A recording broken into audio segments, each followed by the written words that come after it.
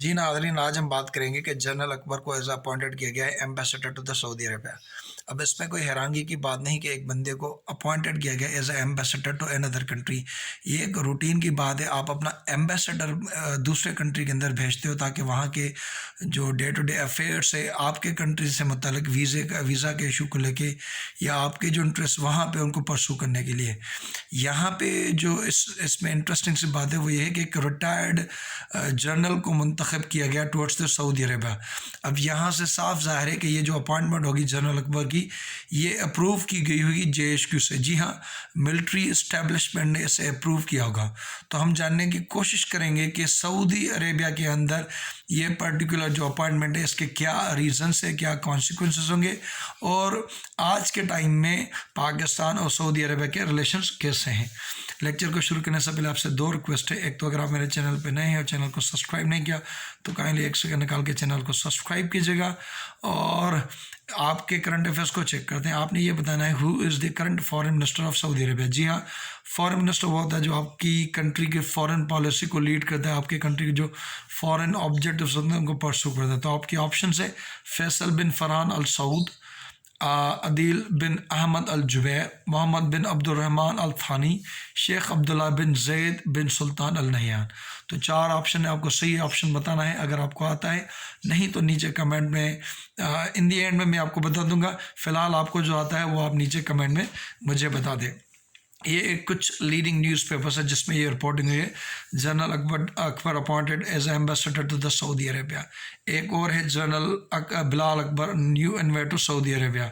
ये एक और है फिलिप बोट, वो कह रहे हैं general Akbar appointed ambassador to Saudi Arabia. ये बिजनेस रिकॉर्डर उस पर भी इसके बारे में लिखा है। तो आप देख सकते हैं कि एक तरह से एक जनरल रिटायर्ड पर्सन को अपॉइंटेड किया है to the ambassador to the Saudi Arabia. पहले हम थोड़ी हाईलाइट ले लेते हैं कि सऊदी और पाकिस्तान के जो रिलेशंस होते हैं वो एक तरह से हिस्टोरिकल रहे हैं। आज के टाइम में न्यू लीडरशिप को लेके, न्यू रियलिटीज़ को लेके उनके बीच में कुछ एक तरह से उतने आइडियल नहीं लेकिन उतने ख़राब भी नहीं, क्योंकि आज के टाइम में हम अपने रिलेशन जो हैं वो ईरान से ख़राब नहीं करना चाहते क्योंकि वो हमारा नीबर कंट्री है। और एक और चीज़ थी जिसकी वजह से हमारे रिलेशन सऊदी ख़राब थे, तो वो थे यमन वार। जी हाँ, सऊदी ने हमसे डिमांड की थी कि हम अपने फोर्सेस वहाँ उनके यहाँ भेजें, तो हमने हमारी पार्लियामेंट ने इस चीज़ को डिक्लेयर किया था कि हम ये नहीं करेंगे। और आज के टाइम में Saudi Arabia towards incline India की तरफ, क्योंकि इंडिया की मार्केट उनको वो अट्रैक्ट करती है। वहाँ सऊदी का बड़ा ऑयल जाता है और एक तरह से आज के जो उनके प्रिंस हैं मोहम्मद बिन सलमान, वो एक न्योन नामी शहर बनाना चाहते हैं। उसके लिए इंडियन की सपोर्ट, उनके लेबर को उनको बहुत ज़रूरत है। तो इस वजह से आज के टाइम में एक तरह से आपके जो जो एलाइज़ हैं वो एक तरह से चेंज हो रहे हैं और हमारी भी सऊदी पर डिपेंडेंस है क्योंकि हम इतने इकोनॉमी में इतने इंडिपेंडेंट नहीं है। वैसे ही कहा जाता है beggars can not be choosers. तो हम इकोनॉमी के तौर पे हम सऊदी पे बहुत डिपेंड कर रहे थे। जब इमरान खान की हुकूमत आई थी तब ये था कि हम IMF से जाने से पहले सऊदी से हमने उनका लोन लिया था। 3 बिलियन उन्होंने हमें दिए थे और 3 बिलियन का उन्होंने हमें एक उधार पे ऑयल दिया था, डिफर्ड पेमेंट पे। लेकिन अब जब शाह मोहम्मद कुरैशी ने कहा था कि अगर सऊदी हमारी मदद नहीं करेगा कश्मीर के इशू को लेके तो हम अपना फॉरेन मिनिस्टर के इजलास बुलाएंगे, वहाँ से रिलेशंस ख़राब हुए थे। फिर बाजा साहब वहाँ गए भी थे कुछ चीज़ों को ठीक करने के लिए, लेकिन वहाँ आज के टाइम में एज सच आप कह सकते हैं कि सऊदी और पाकिस्तान के इतने आइडियल रिलेशन नहीं, ख़राब भी नहीं लेकिन इतने आइडियल भी नहीं, क्योंकि हम भी कुछ नेविगेट करें towards Turkey, towards Malaysia, somewhat towards Iran, towards Turkey, और ये वैसे ही सऊदी भी अब देख रहा है UAE, यमन और ये इंडिया को लेके। तो यहाँ पे एक जब हमने एक अपना मिलिट्री का बंदा मिलिट्री वालों ने भेजा है तो इट मीन्स वो सिग्नल दे रहे हैं कि हम उनको कितना प्रायोरिटाइज करें। आज के टाइम में भी जो हरमैन शरीफ है वहाँ की सिक्योरिटी जो होती है वो पाकिस्तान के जो फोर्सेस है वो देखते हैं उनकी ट्रेनिंग वगैरह को लेके। आज के टाइम में भी जो एक तरह से जैसे जिनको कहा जा रहा था मुस्लिम नेटो, तो उसके जो हेड थे जनरल वाइल शरीफ थे, और आज के टाइम में भी वो हैं। तो आप देख सकते हैं कि पाकिस्तान ने काफ़ी अरसे से एक मिलिट्री में उनकी सपोर्ट की है, मिलिट्री में उनको एक तरह से असिस्ट किया है। लेकिन रिसेंटली आपने देखा था लास्ट मंथ जो जनरल नरवान थे, chief of army staff India, वो भी उन्होंने गल्फ जो मिडिल ईस्ट के कंट्री थे उनको विज़िट किया था। सऊदी भी गए थे और एक तरह से यूएई वगैरह भी वो गए थे। तो हमने ये जो मिलिट्री का बंदा भेजा है तो सऊदी को एक तरह से सिग्नल है मिलिट्री की तरफ से कि we prioritise our relations with the Saudi Arabia. Saudi Arabia is a special to us, और इसमें कोई शक नहीं। इस वजह से उन्होंने बिलाल उनको भेजा है। जनरल जो अकबर हैं, हम देखते हैं कि आज उनसे पहले जो एम्बेसडर है वो है राजा अली एजाज। ये आपने पता होना चाहिए, MCQ वगैरह में आपसे पूछा जाएगा कि इनसे पहले कौन थे एम्बेसडर, तो आपने उसका जवाब देना है कि वो थे राजा एजाज। ये आपको पता, ये रिटायर करेंगे और वो सिंस जनवरी से अपनी सर्विसेज वगैरह दे रहे थे।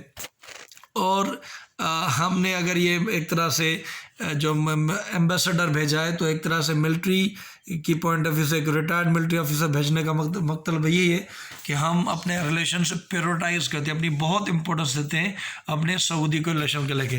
आपको पता है कि जो CPEC अथॉरिटी है, चाइना पाकिस्तान इकोनॉमिक कॉरिडोर की अथॉरिटी, उसके भी चेयरमैन जो है वो जो एक तरह से आसिम सलीम बाजवा है। तो वहाँ पे भी देखें कि इम्पोर्टेंट इदारा, वहाँ भी एक आर्मी का जो बंदा है वो मौजूद है। और ये इसमें कोई भी एक हैरानी की बात नहीं, तकरीबन जो भी फॉरेन एम्बेसडर्स होते हैं उसमें 20% जो होते हैं वो आर्मी के रिटायर्ड पर्सन को नॉमिनेट करके भेजा जाता है। जैसे आज के टाइम ब्रोनी में, जॉर्डन में, सीरिया के अंदर, श्रीलंका के अंदर, यूक्रेन के अंदर, मालदीव्स के अंदर, नाइजीरिया के अंदर आज के टाइम में भी मिलिट्री बंदे सर्व कर रहे हैं। रिटायर होने से पहले जो जनरल अकबर थे, मुझे पता है कि कराची के अंदर उन्होंने एक बड़ा ऑपरेशन किया था MQM के ख़िलाफ़, और जो उनकी डिफरेंट ऑर्गेनाइजेशन वगैरह थी उनके ख़िलाफ़ उन्होंने एक ऑपरेशन किया था। और ये उससे पहले रिटायर होने से पहले वो जो थे वो एक तरह से चेयरमैन थे पाकिस्तान ऑर्डिनेंस फैक्ट्री, उसके वो चेयरमैन थे। ऑर्डिनेंस फैक्ट्री जहाँ पे हथियार वगैरह बनते हैं। अब ये यहाँ पे आप देख लें कि ये एक तरह से डिज़ायर है to control the bilateral relations. Army जो है इन रिलेशंस को कंट्रोल करना चाहती है, वो सिविलियन हुकूमत पे शायद नहीं छोड़ना चाहती, वो एक तरह से अपने ही तरीके से इस चीज़ को डील वगैरह कर रहे हैं। इसकी आउटकम यही होगी कि हम देखेंगे कि सऊदी और उनकी जो हमारी यहाँ आर्मी है उनके बीच में एक स्ट्रॉन्ग रिलेशन बिल्ट होगा, क्योंकि सऊदी अरेबिया को भी पता है कि पाकिस्तान के अंदर पाकिस्तान की एडमिनिस्ट्रेटिव सेटअप में पाकिस्तान की मिलिट्री का एक बड़ा हाथ है। और सऊदी ये भी जानता है कि भले ही वो इनके इंडिया से उनके रिलेशन मौजूद हो या इंक्रीज़ हो, लेकिन वहाँ की जो सिक्योरिटी वगैरह है वो पाकिस्तान जो उनकी देगा वो इंडिया ऐसा जितनी वो नहीं देगा। तो ये एक कैलकुलेटेड रिस्पांस है। आने वाले टाइम में इसके असरात हम देखेंगे, लेकिन आर्मी की तरफ से ये एक सिग्नल है उनके सऊदी के साथ अपने रिलेशंस को इम्प्रूव करने के लिए, बेहतर करने के लिए। और यहाँ मैंने आपसे सवाल पूछा था कि करंट फॉरेन मिनिस्टर कौन है सऊदी अरेबिया के, तो उसका जो ऑप्शन है वो ऑप्शन ए से है, फैसल बिन फरहान अल सऊद। उससे पहले जो थे आदिल बिन अहमद अल जुबैर थे, जिनको मोहम्मद बिन सलमान ने हटा दिया था, डिमोट कर दिया था जब कशोगी का मर्डर वगैरह होता, तो उन्होंने एक तरह से उनको अच्छे से डिफेंड नहीं किया था इंटरनेशनल लेवल पे, फिर वो ये इनको ले आए थे। और मोहम्मद बिन अब्दुर्रहमान अल थानी, ये कतर के फॉरेन मिनिस्टर है। शेख अब्दुल्ला बिन जैद बिन सुल्तान अल नयान, ये जो है ये UAE के फॉरेन मिनिस्टर है। तो हमारा ऑप्शन है A. Thank you so much. अगर आपने चैनल को अभी तक सब्सक्राइब नहीं किया तो सब्सक्राइब कीजिएगा, लाइक कीजिएगा और बेल आइकन को प्रेस कीजिएगा। Thank you so much. अल्लाह हाफ़िज़।